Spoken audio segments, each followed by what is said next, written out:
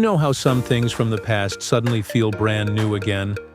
Like they've been redesigned for a smarter world? That's exactly what the 2025 Tricycle Rickshaw feels like. It's nostalgic, but futuristic. Familiar, but upgraded. In all the right ways.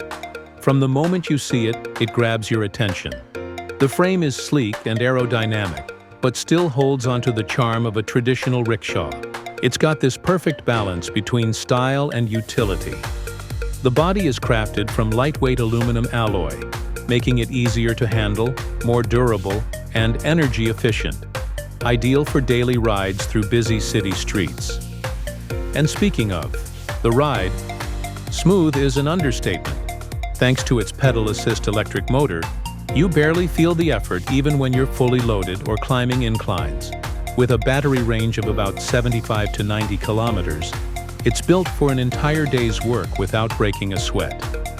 Inside, it's surprisingly comfortable.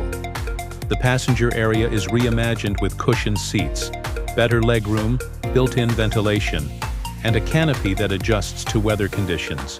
Some models even offer USB charging ports and LED reading lights, which is wild when you think about where rickshaws started.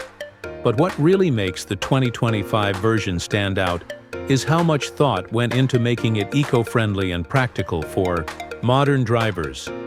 It's whisper quiet, produces zero emissions, and requires very low maintenance. Whether you're a gig worker, a local transport provider, or someone looking for a unique side hustle vehicle, this rickshaw delivers. It's also a conversation starter. Everywhere I parked it, people walked up asking what it was, where it's from, and how they can get one. It feels like the beginning of a new wave, where traditional meets electric, and where transport becomes both personal and purposeful. Now, is it for everyone? Maybe not. But if you live in a city, want something sustainable, and appreciate clever design, this might be your next move.